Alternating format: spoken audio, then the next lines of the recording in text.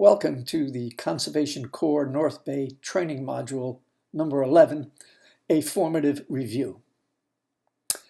A summative review is a review that comes at the end of the presentation of information on a specific topic. An example of that might be a final exam at the end of the semester if you're taking a course at college or something like that. In contrast, a formative review is a review that's given while information is being presented. And it's sort of like taking a break from the instruction and taking stock of where we have been before we continue on with new information. And sort of in terms of the educational analogy, it's like taking a weekly quiz or something. So the intent of this module is to review the past 9 training modules prior to us going on to the other modules that will complete the training. So we'll start with module number 1. And module number 1, the very beginning of module number 1, outlined the goals of the entire training package, and they're on your screen right in front of you. And the goals were: 1, to foster the development of a positive, supportive work environment where the dignity and self-worth of all members of the Conservation Corps North Bay community are recognized and valued. The second goal was to foster the development of positive mechanisms for presenting and openly discussing ideas and concerns that address common situations or problems within the Conservation Corps North Bay community. The third goal was to present models, strategies, and techniques that lead to a deeper self-understanding and recognition of how our individual beliefs and behaviors affect other people and how we treat them, and how others' individual behaviors and beliefs affect us and how they treat us. And fourth, to present research-based or best practice information on the following topics: techniques for development and sustaining of supportive climates, the Adverse Childhood Experiences Survey and its implications for childhood and adult development, the implications of executive functioning skills and trauma on childhood and later adult development, the concepts of cognitive behavioral therapy and their implications for the Conservation Corps, and the use of applied behavior analysis strategies and principles on shaping positive behavior change. So again, that was the broad picture of the entire training. Those were the goals of the entire training. Specifically, this statement, "Life is all about how we see things," was the central point of module number 1. And what we did in module number 1, we started out looking at a photo identification exercise, where 20 photo images were flashed very briefly across the screen. These were the images right here. They were flashed one at a time, and you were asked at the end to list those images that you remembered.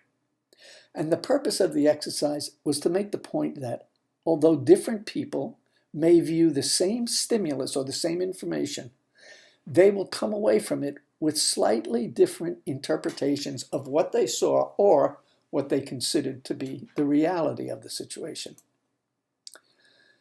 Next, we took a look at the word epistemology, and it was defined as the study of how we come to know things, or how we determine what is real and what is not real. And it might be helpful at this point to make a distinction between these two terms, objective reality and subjective reality. Gravity. Gravity is a great example of objective reality. It's real, it exists. It doesn't matter if you or I believe in gravity. It makes no difference whether we believe in it or whether we don't. It still exists, and it influences yours and my life, and it influences everything in the universe. So our belief about gravity, or our opinion about gravity, is totally irrelevant. It exists, and it ain't going nowhere. An example of subjective reality, a good example, might be our responses to the photo images exercise. Our responses were unique to you or I. For whatever reasons, we retained certain photo images and did not retain others. And if many people participated in the same exercise, rarely would responses be identical. We each have our own individual, subjective interpretations of what we thought we saw or what was reality.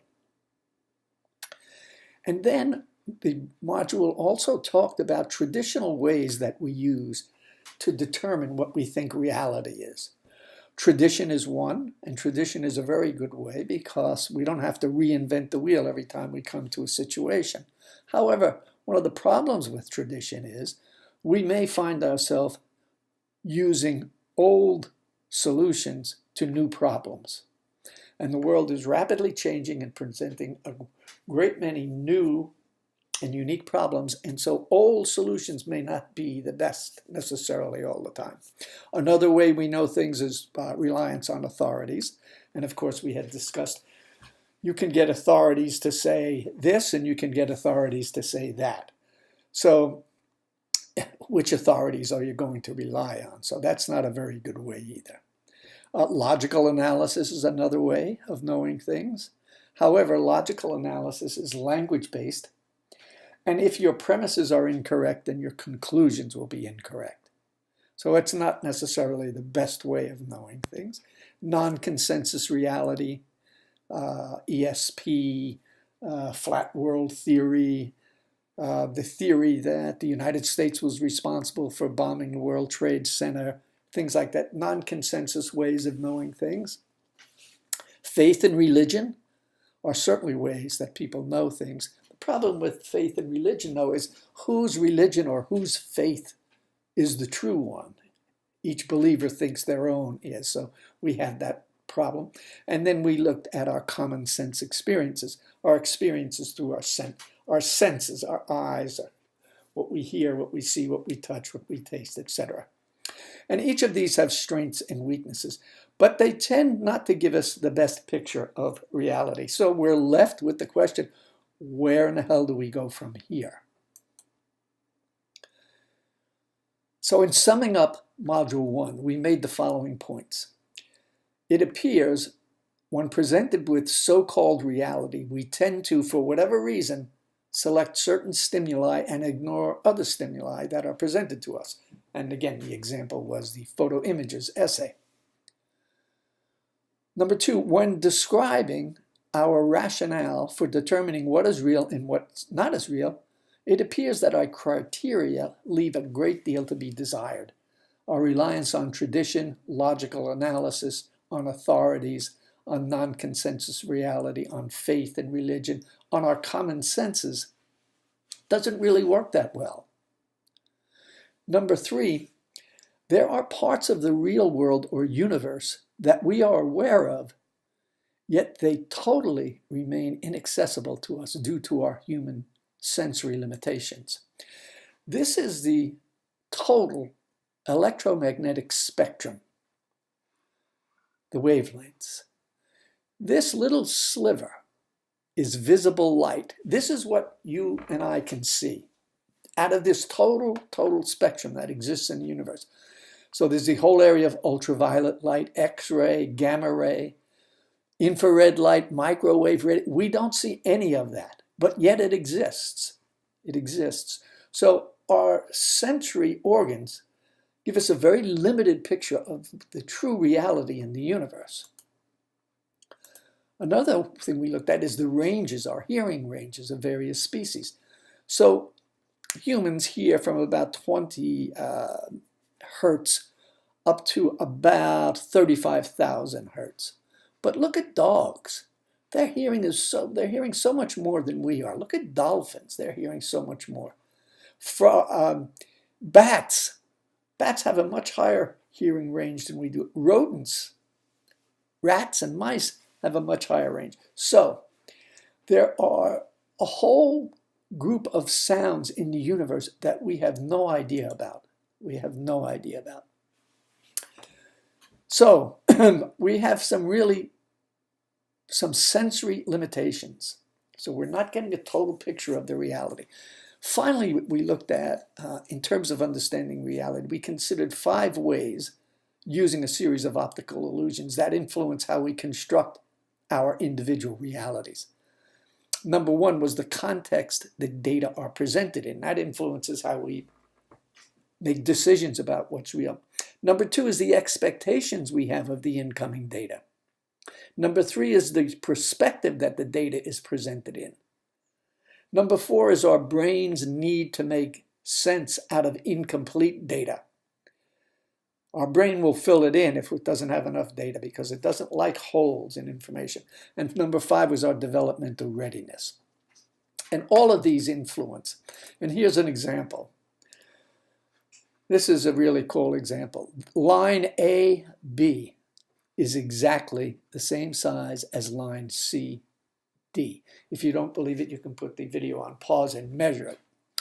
But this is a perfect example of the perspective that the way things are presented in distorts our reality. Our brain is tricked into thinking that line AB is longer than CD. So, the importance of this information is that from our own individual interpretations of reality, we build our own life scripts or life maps, which determine how we act and interact with other people and with the world around us. And other people do the same. So we're all running around with our own understanding of reality, trying to communicate with one another and wondering, why is it so difficult? So Module 2 then presented a model called the Johari window. At the end of Module 1, we found ourselves faced with an interesting problem.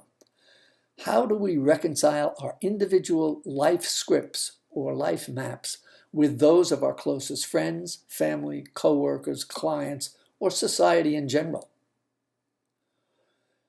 Well, as a starting point, we need to begin to understand ourselves and how metaphorically the particular windows we look out of, or the particular lenses we use, or the particular buckets that we place things, how they affect and shape our own individual behaviors.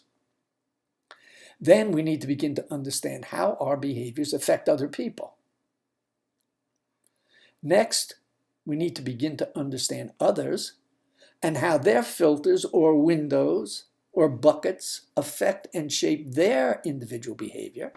And finally, we need to begin to understand how the behavior of others affect us. The reality is that we are all interconnected, and as this diagram shows, my attitude affects my behavior, which in turn affects your attitude, which affects your behavior, which affects my attitude, and we go round and round and round. And so we presented a model called the Johari window as a way of addressing the dilemma of how do we understand ourselves and how our behaviors affect us and other people and how we understand other people.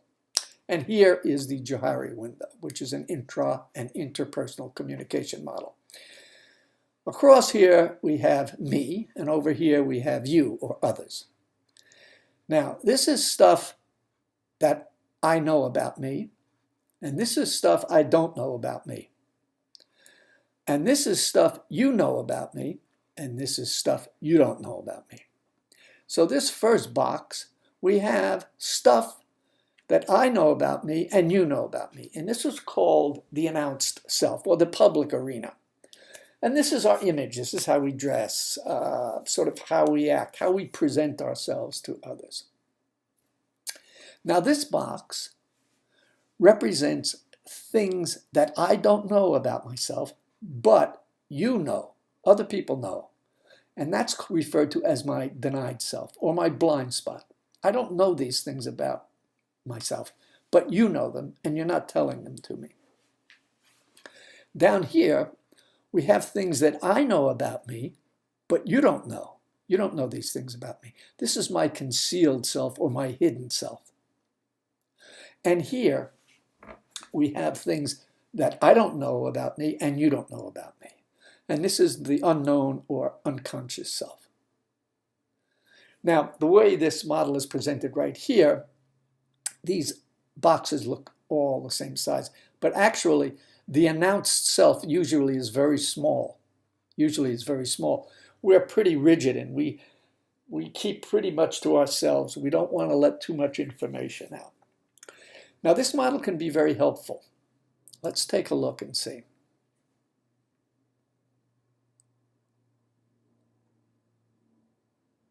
As indicated by the animation, the goal is to expand our announced selves and to make ourselves more open and transparent to others and ourselves. And we do this by shrinking the other boxes. Now, the mechanisms we use are feedback by asking for and being willing to receive feedback from other people. Our denied self can shrink because we can get new information from other people, and we can incorporate this new information into our announced self, and we can become more open. Also, by sharing with other people or self-disclosing, we can begin to shrink our concealed self or our hidden self, and we can again increase our announced self. And then others gain new information about us, and we become more transparent and more open.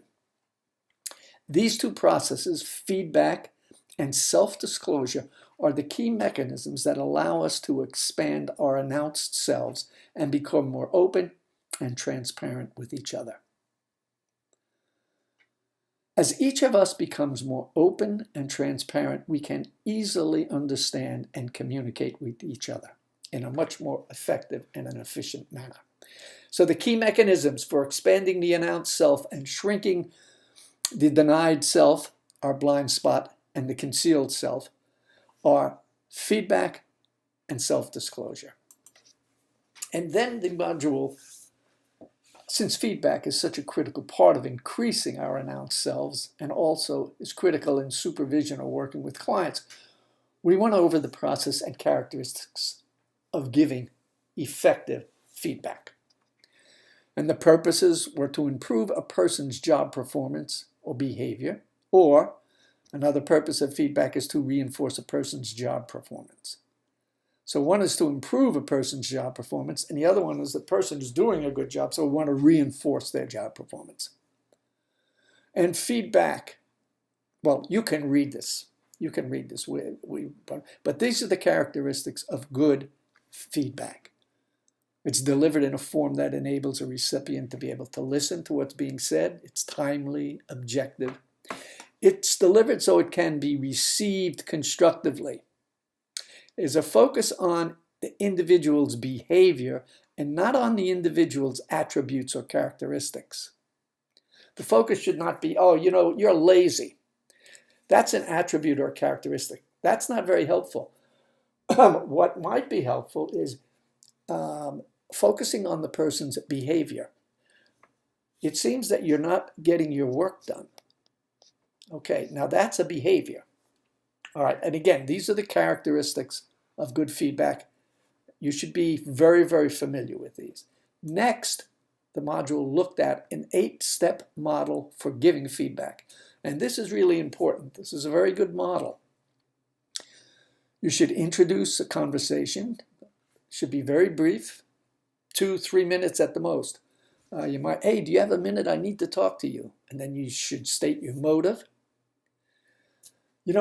We really like having you working here at the Conservation Corps. You can make a really good contribution. Then you should describe the behavior. I've noticed that you've been showing up to work late a couple of times, and then you should state the impact of the behavior. And I'm afraid that if that happens, then other people may start to complain, and then it may influence your chances of promotion and stuff, and so on like that. So it needs to be a conversation. This is an excellent model. You should be very familiar with this model. Okay. Next, we went to Module 3, which focused on the roles of supervision and then a thing called the behavior change continuum. So teachers, supervisors, counselors, etc. have three basic roles generally. One is to facilitate and direct the group in accomplishing the assigned tasks. And this is a teaching and learning and management role. So if you're a supervisor, you're teaching and helping people to learn, and you're managing. The second goal is to keep the group in working order by supporting the development of a collaborative relationships, cooperation, trust, respect, concern for others, honesty, and etc. And this is a relationship building as well as teaching and learning role. So your role here is teaching and helping people learn. And finally, to be aware of the knowledge, skill, and emotional competency levels of the members of the group. Strengths, the individual's strengths, maturity, their relationships to authority, their exposure to trauma, and so on. And this is an assessment and learning role. Now, generally, organizations put a great deal of emphasis and energy into successfully completing number one, accomplishing an assigned task. So you're out with a crew and you need to accomplish a task. That's your major goal. However, equally as important, if not more so, is role number two, keeping the group in working order. If a group is in good working order, where members respect each other, care for each other, and are committed to the goal or the task of the group, then the task completion, or role number one, will take care of itself. It's a no-brainer. So the concept, well, not the concept, but the idea was presented that this may be the most important goal, keeping the group in working order. And as we saw on the last screen, we as supervisors have basically three roles: helping the group accomplish a task, keeping the group working order, and being able to assess. And basically, we as supervisors, we are teachers, or we're positive change agents whose task it is to help our clients learn, develop, and engage in positive change. Now, as part of Module 3, you were asked to complete a behavior change inventory that gave you an opportunity to assess what your philosophical assumptions are about how people change and learn. And there are many psychological theories that offer explanations on how we as individuals develop, learn, and therefore change. And they can be viewed on a continuum. And here is the continuum. And there is an internal position, an interactive position, and an external position. And the behavior change continuum survey that you took should have given you an indication of what your leanings were. Did you lean more towards the internal, more towards the interactive, more towards the external, or were you sort of pretty evenly distributed throughout? Now, the internal position states basically that an individual develops from inner unfolding potential, that within all of us there is a potential, and that we will eventually, given the right conditions and giving the right climate, we will be able to solve our own problems. And therefore, the supervisor's behaviors are those of acceptance and empathy and offering scaffolds of support.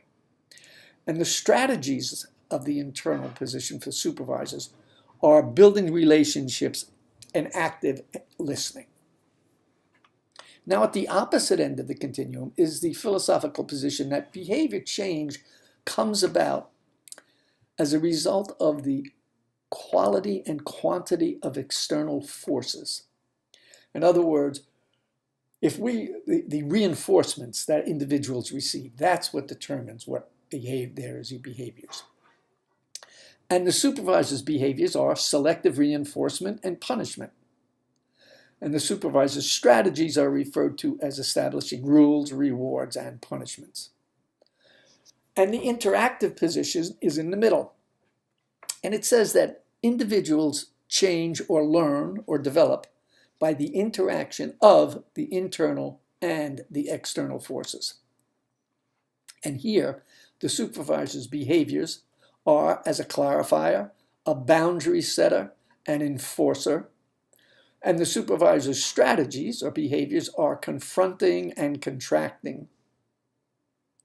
And so this was the behavior change continuum, and you should have gotten an idea of which one of these positions you tend to lean toward, or if you're, again, as I said before, evenly distributed. And here are the behaviors and the strategies that go under each of these positions. The following, and then the modules throughout the rest of the training were geared then to looking at the strategies under the relationship listening or the internal position, the strategies under the confronting and contracting or the interactive positions, and the rules, rewards, and punishments positions.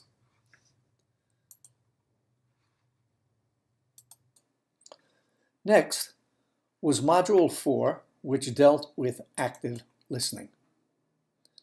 And this was a little cartoon that introduced it. No, we're a Buddhist colony, Buddhist with a B.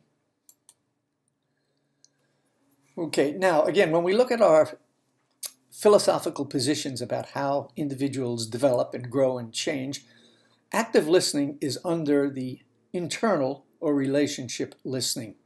That's one of the techniques under the internal attitude towards change and behavior development. It's one of the most important communication skills we can have. Active listening is a skill that needs to be taught and it needs to be practiced. Hearing is the sense that allows you to perceive sound. It's a physical act that only requires the reception of sound waves. Listening is the mental process that requires concentrating on the sound and drawing meaning from it and reacting to it. Active listening is the conscious pursuit of understanding of what the other person is saying, both verbally and non-verbally, and feeling what that message means. It's an important way to bring about changes in people. Despite the popular notion that listening is a passive approach, clinical and research evidence clearly shows that sensitive listening is a most effective agent for individual personality change and group development. Listening brings about changes in people's attitudes towards themselves and others. It also brings about changes in their basic values and personal philosophy. People who have been listened to in this new and special way become more emotionally mature, more open to their experiences, less defensive, more democratic, and less authoritarian. And so the skills in active listening are, number one, actively listening, being present. Number two, paraphrasing what the other person says, checking for understanding, for meaning. By the way, I was up in Seattle last year, and I was in a big park, and there was a person that had a chair and had a sign, and it said, "I am willing to listen to you for 10 minutes. And there was a line of people just lined up, delighted to have someone who would listen to them. So active listening is a very, very important skill that if you're a supervisor or you're working with clients, you need to be very, very skilled in active listening. And that's what Module 4 was all about. And then this was just the end cartoon. Listening's not waiting to talk. And she's saying to her husband, I guess, "I got the test results back from your ear doctor. You're not hearing impaired, you're listening impaired." So if you need a brush up, then look at Module 4 because active listening is critical. Then we went to Module 5, which dealt with conflict resolution. And again, in terms of the different positions, the internal, the external, and the interactive position in the middle, conflict resolution and planning are part of the interactive. For our purposes, conflict may be defined as a collision between supervisors' behaviors and the client's behaviors, where their behaviors interfere with each other's attainment of their own specific needs, goals, tasks, and so on. And in many cases, it eventually evolves into a discipline problem. Now, discipline issues arise when a person's behavior, a supervisor or a corps member, interferes with the right of another person to work or to learn or to accomplish a task, interferes with the right of the teacher, supervisor, counselor to teach or supervise, is physically or psychologically unsafe, or it destroys property. And discipline issues are best addressed in a positive, constructive manner that does not escalate the issue. And then a model was presented for solving discipline problems. And the model starts out by defining the issue. What is the issue? What exactly is going on here? And that involves a conversation between you and someone else that you're having a problem with. And then, what are the concerns or feelings or needs that are not being met on your part and on my part? And then brainstorming options. What are our options? How can this be resolved? What actions can we take that will satisfy this? And what are the next steps? What will I do? What will you do? When can we meet again to see how this is going? And that was the model that was presented. And you should be familiar with that. And again, you can look back at that module if you need brushing up on that. Next topic we talked about in terms of conflict resolution falls under the interactive position also, and it was called the spheres of influence. And I've always found this to be a very important topic.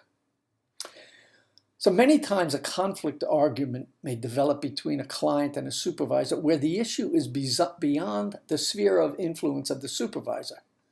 So the supervisor has no control over the situation and therefore can't do anything about it. An example might be, suppose a crew member does not want to wear their earplugs and protective hard hat while they're out working. Say it bothers them, it's too hot or whatever, for whatever reason. And you as the crew supervisor ask the member to please put on their protective gear. And they said they don't want to. Again, it's too hot, it bothers them, whatever, yada, yada. Well, you might explain that this is not your rule. This is not your specific rule, but the rule of the Conservation Corps North Bay, of the organization. So it's out of your sphere of influence. And although you did not make the rule, as a supervisor, it's your job to carry out the rule. You might suggest that the crew member take their complaint to the appropriate person in the Conservation Corps North Bay organization. And as this diagram points out, so here's the crew, and you may have your requirements, your specific requirements. But the organization may have other specific requirements, or the county may have other specific, or the state might have, or the government. So the thing is, when there is a conflict, it may be helpful to help whoever it is that's having the conflict to point out the spheres of influence. A classic example when I was teaching was like smoking at school. The students say, well, why can't I smoke at school? You know, my mother lets me smoke. Why can't I? Well, it's not my rule. It's not my classroom rule. I didn't make the rule. And in fact, it's not even the school's rule. And in fact, it's not even the school district's rule. It's the state's rule. So if you want to complain or argue, you need to go to the state and have this argument. So sometimes it can be very helpful pointing out spheres of influence and what you have control over and what you don't, and where the individual may need to go to carry out their complaint. So that was spheres of influence under the conflict resolution. Next, under conflict resolution was the concept of I messages, and this falls under the internal position. This is a technique used under the internal position and the relationship listening. And I statements or I messages usually contain 4 elements: a description of the behavior, what actually happened, how you feel about the behavior and its effects, the actual concrete, tangible effects of the behavior, and the behavior you would prefer. And they usually take the following format. It usually takes that format, although they can vary somewhat. So consider the following scenario. On several occasions, your friend has canceled plans at the last minute. And last night, you were waiting for her at a pizza parlor when she called to tell you she would not be able to make it because she neglected to complete a work-related report and it's due tomorrow. You left feeling hurt. The next morning you run into her at work and you decide to bring up the issue about last night, but you don't want to sound negative. You decide to use an iMessage or statement. Okay, so I said put the video. This is not the video. But the statement might look something like this. When we have a plan and you cancel it at the last minute, so that's a description of the behavior of what happened, it hurts my feelings. So you're sharing how it makes you feel. And it makes me feel as if I really don't matter. Now you're actually giving a concrete example, a tangible example of how the behavior affects you. What I would like is when we make a plan to get together, we double check to make sure that we don't have anything coming up. Now, that's an example of an iMessage. And again, the module goes into greater detail than that, but it's a very important technique to be able to use. So, these are things that we have covered so far. And these are all of the techniques. So, critical listening, active listening, paraphrasing, that's part of critical listening, spheres of influence, iMessages, these all fall under the internal unfolding of the individual, the relationship listening philosophical position. We've talked about discipline issues and spheres of influence. And now we're going to look at one more. We're going to look at I win, you win, we win situations, which again is under the internal unfolding of the individual or the relationship listening. Conflict may be defined again as the collision between the supervisor's behaviors, and we've already had that. So consider the following scenario. John, who is a cigarette smoker, arrives to work each morning smelling of cigarette smoke. Melanie, John's supervisor, suffers from asthma and is particularly sensitive to cigarette smoke. When the crew is traveling in the van, Melanie's asthma is irritated by the smell of smoke on John's clothing. She has talked to John several times concerning this issue, but to no avail. John claims, when I'm not at work, I'm on my own time, in my own space, and I can do as I please. Well, now, conflict resolution method number 1. John, when I'm at work, I'm on my own time, in my own space, and I can do as I please. You can tell me what to do at work, but you can't tell me what to do when I'm not at work. Melanie, well, you have no right to irritate my asthma and make me feel ill. If you're going out in the van and your clothes are smelling of the smoke, then you'll not be allowed in the van and you'll not be paid for the day. So this is a situation where the supervisor wins and the client loses. So supervisor wins, client loses. Rarely does that work out very well. Conflict resolution method number 2. Same thing. John says, yada, yada, yada. Melanie, well, you're right. I can't tell you what to do on your own time. But I don't want you to show up to work smelling of smoke again. It really bothers me, okay? Okay, so here, the client wins. The supervisor gives up and ignores the client's behavior. Rarely does that work. So method number 1, I win. Method number 2, you win. But we're looking for a method where we both win. Melanie, you're right, John. I can't tell you what to do on your own time. And furthermore, I respect you and wouldn't want to tell you what to do. What I'd like to do is ask for your help in solving this problem we seem to be having. We know that the smell of cigarettes aggravates my asthma and makes me feel ill. We also know that you have the right to do and act how you wish when you're on your own time. Is there any way we can come up to a mutual solution to this problem so that both our situations can be respected? John, well, I see what you're saying. I was watching an old black and white movie on TV a week ago, and after dinner, the men got up and went into a different room to smoke. They put on smoking jackets. I didn't quite understand why. I asked a friend, and she said that they wore the jackets so that the smell of smoke would not get on their clothing. Maybe I can bring an extra hoodie to work and keep it in my locker. Then, if I smoke in the car on my way to work, I can put on my non-smoking hoodie when I get in the van. What do you think about that? Melanie, that sounds like a good idea, John. Thank you. Let's give it a try and see what happens. Okay, so this is a win-win situation, a situation where both parties can come away with respect. Both parties win. So in terms of resolving conflicts, it's important to try and engage in win-win situations, another conflict resolution method. Next, we went to training module number 6, which dealt with the role of supervision again and the use of social authority. And again, we talked about the roles to facilitate and direct the group in accomplishing a task, to keep the group in working order, and to be aware of the knowledge and skill and emotional competency of the members in the group. And in schools, organizations, clinics, etc., teachers, supervisors, and counselors are assigned a fourth role, the role of the person who's in charge. This is social authority, or the justified use of force or power, is ascribed by the organization and not by the individuals whom the organization serves. So the organization says this person is in charge. Therefore, the exercise of social authority by whoever is in charge can have major implications for the individuals who that person is in charge of. And we talked about the Finch and Raven's 5 bases of power or social authority: coercive power, reward power, legitimate power, expert power, and referent power.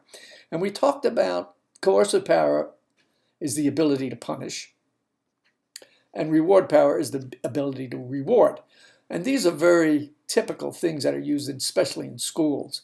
And these are the weakest forms of social authority. Because if you coerce some people into doing stuff, well, they're not freely giving you authority. And once you lose the ability to coerce or to punish, you lose your authority. Same with reward. Once you lose your ability to reward, then you lose your authority. Very weak forms of social control. Legitimate power or legitimate authority can be fairly powerful. I mean, you go to your doctor or your mechanic or your lawyer. These are people who are in legitimate positions, or expert power. These can be pretty good.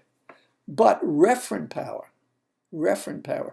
when a supervisor, let's say, is people just really like them. They think that they're honest, open, fair. They automatically ascribe referent power. And it is the strongest form of social control.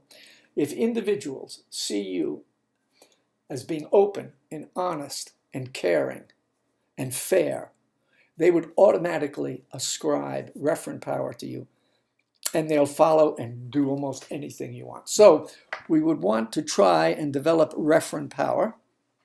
And of course, skills that lead into that are active listening, iMessages, all those kinds of things. So that was discussed in Module 6. Then we went to Module 7, which talked about climate, social climate, which is probably one of the most powerful techniques there are.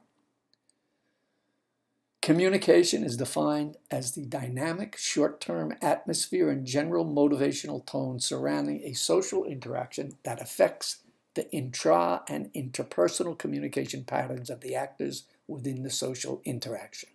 Wow, that's a mouthful.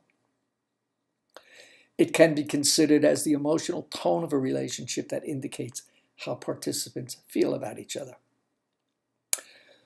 Communication climate patterns can actually influence, in a positive or negative way, an individual's psychological, emotional, and physical state. And climates are generally, group climates are generally looked at in terms of a supportive climate, there's a supportive or a defensive climate.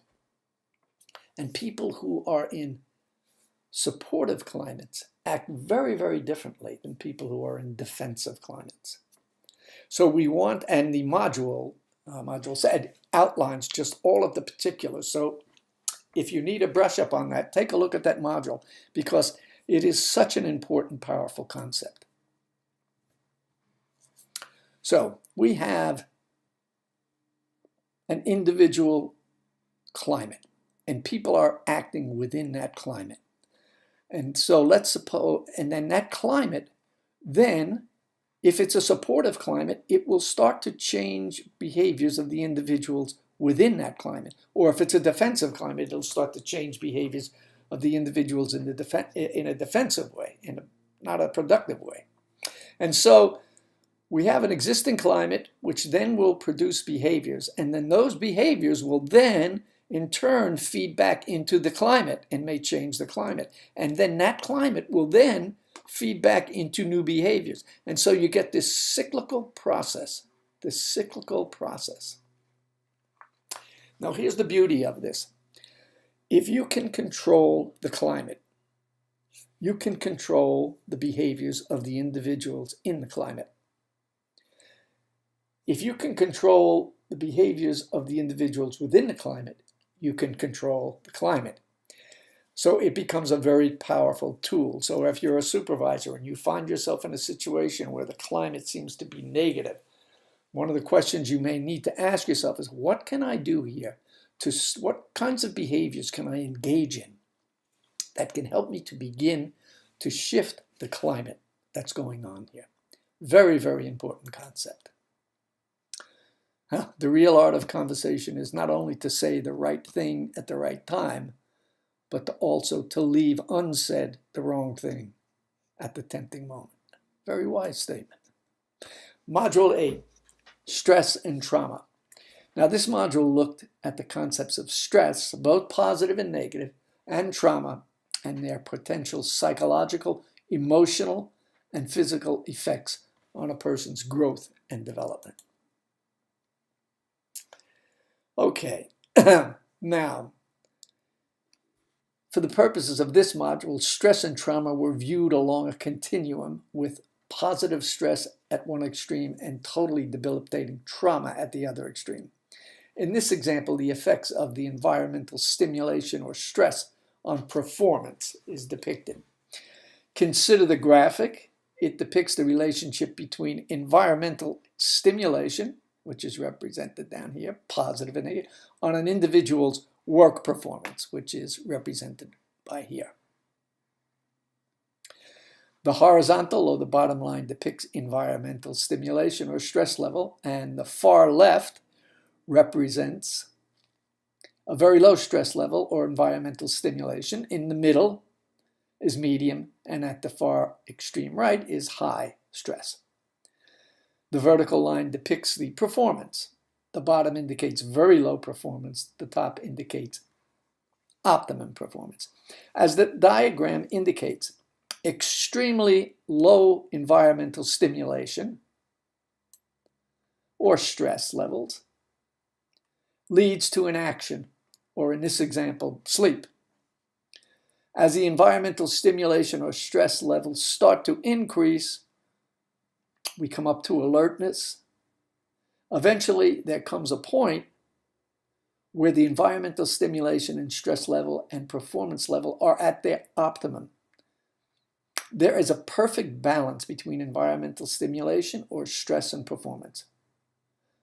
But as the environmental stimulation or stress levels continue to increase, the stress begins to become too overwhelming and performance begins to deteriorate. The individual can still function, but performance is impaired.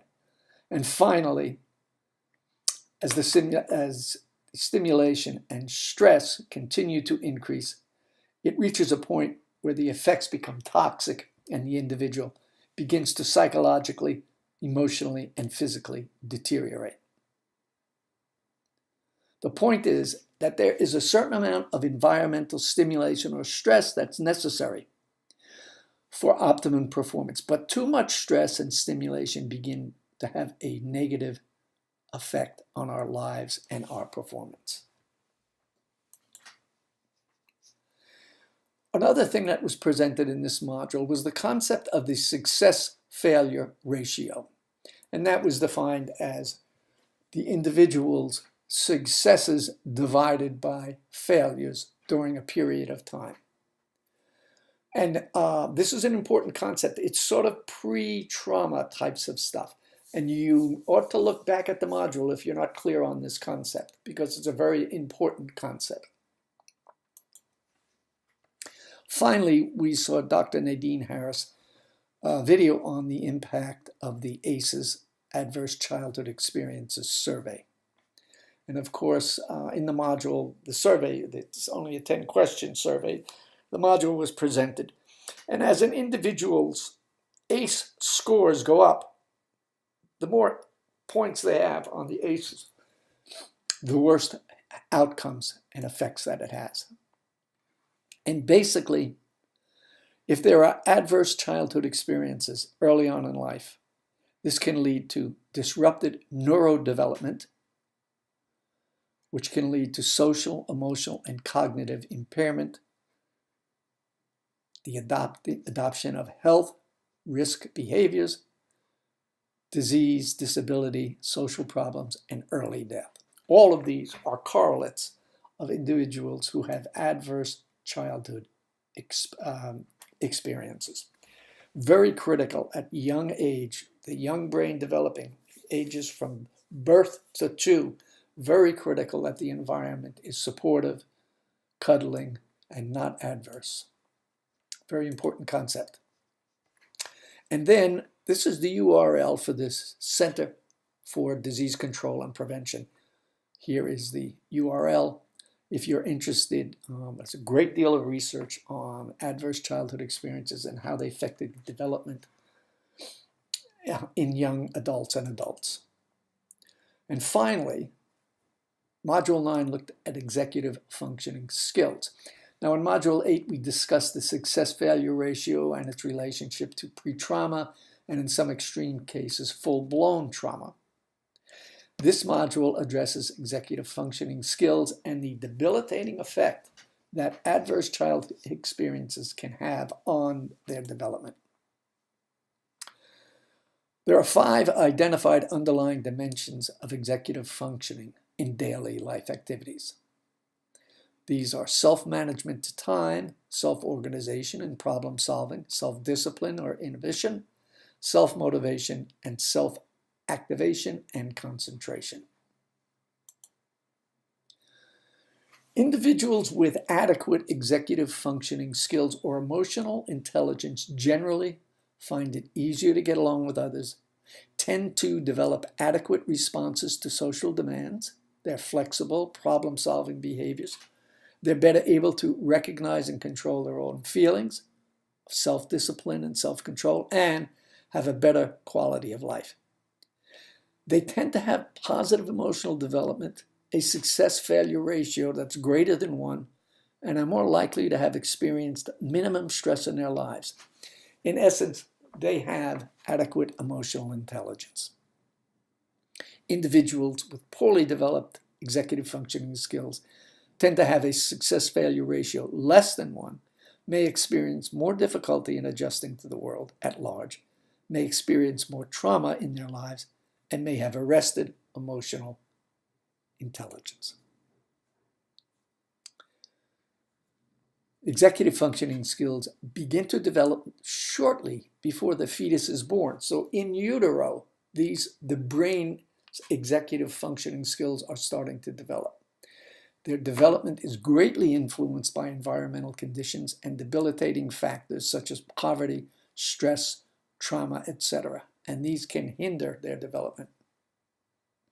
Their development is hierarchical in nature, starting early on in life with those functions that are located in the lower brain and working their way up into the prefrontal cortex, which doesn't even fully develop in us humans until we're about 25. Now, executive functioning skills can be strengthened throughout life, even after the usual developmental period has passed. And in adulthood, stress, fatigue, poverty, all of those kinds of crazy environmental things can degrade their functioning. Lastly, each of us has our own executive functioning profile consisting of our strengths and weaknesses. And part of a school curriculum should be an introduction to executive functioning skills, and if each of us should be able to learn those kinds of behaviors and strategies we can engage in to help improve our executive functioning skills. Oh, here's a picture of the brain. I don't think we even need to go into this. Here are the basic executive functioning skills. There are a series of skills under behavior regulation, which are response inhibition. Notice they develop between 6 months and 12 months. Emotional control, 6 months to 12 months. Flexibility, 6 months to 12 months, and they're developed. Working memory, again, 6 months to 12 months. So early on in life, these things are developed. Sustained attention, 12 months to 24 months. Same with task initiation, same with stress tolerance. And then the metacognitive functions are in the green. Planning and prioritizing, usually around preschool. This is it set then. Organization of materials and time, usually early elementary school. Time management, same. And goal-directed persistence between 10 and 11 years, all the way up to 25 years of age. These are critical skills, and there are strategies to be worked on to be able to improve these in individuals. Well, okay, so this is what we've covered, and you can put the video on pause if you want to look at that. Now, in red are the strategies that we have already talked about in the first 9 modules of training, and in blue are the strategies that will be covered in the last several modules of the training. Okay, well, that's the review. I realize it's a little lengthy. Sorry for that, but thank you for participating, and we'll see you in the next module.